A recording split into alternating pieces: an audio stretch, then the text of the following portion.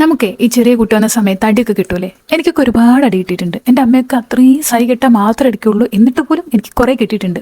അച്ഛനോടും കിട്ടും. സോ ഞാൻ ചോദിക്കാൻ വരുന്നത് എന്താണെന്ന് വെച്ചാൽ, ഞാൻ ഒരുപാട് പേരോട് ചോദിച്ചു. അതായത് കുട്ടി വന്ന സമയത്ത് അടി കിട്ടാൻ വരുമ്പോൾ നിങ്ങൾ എന്താ ചെയ്യുക എന്നുള്ളത്. അപ്പം അതിൽ എല്ലാവരും പറഞ്ഞത് അടി കിട്ടാൻ അമ്മ എൻ്റെ വടിയെടുത്ത് വരുന്നത് കണ്ടു കഴിഞ്ഞാൽ ഓടും. എല്ലാവരും ഓടും. റൂമിൽ കയറി വാതിലടയ്ക്കും.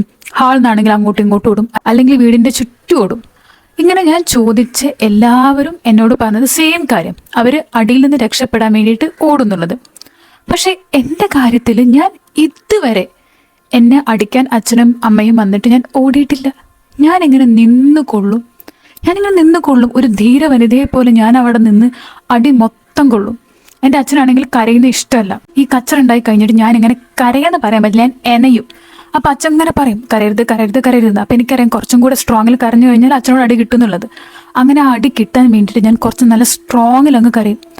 ലാസ്റ്റ് അടി കിട്ടിക്കഴിഞ്ഞാൽ ഞാൻ ഓക്കെ മീൻസ് ഞാൻ പിന്നെ ആ കിട്ടിയ സങ്കടത്തിൽ ഞാൻ അങ്ങ് പോയിക്കോളും. പക്ഷെ കിട്ടുന്നവരെ ഞാൻ അവിടെ നിൽക്കും. അപ്പം എന്നെപ്പോലുള്ള ആൾക്കാർ ഉണ്ടോ എന്നറിയാൻ വേണ്ടിയിട്ടാണ് ഇനി ചോദിക്കുന്നത്. ലൈക്ക് ഞാൻ ഇതുവരെ എന്നെപ്പോലുള്ള ഒരാളെ കണ്ടിട്ടില്ല. ഇങ്ങനെ നിന്ന് അടി വാങ്ങിയ ഒരാളെ ഞാൻ ഇതുവരെ കണ്ടിട്ടില്ല. അങ്ങനെ ആരെങ്കിലും എന്നെപ്പോലെ ഓടാതെ ധീരയായി നിന്ന് അടി വാങ്ങിയിട്ടുണ്ടെങ്കിൽ ഒന്ന് പറയണം. എനിക്ക് അങ്ങനത്തെ ആൾക്കാരെ ഒന്ന് കാണാൻ വേണ്ടിയിട്ടാണ്, ശരിക്കും ഉണ്ടോ എന്ന് അറിയാൻ വേണ്ടിയിട്ടാണ്.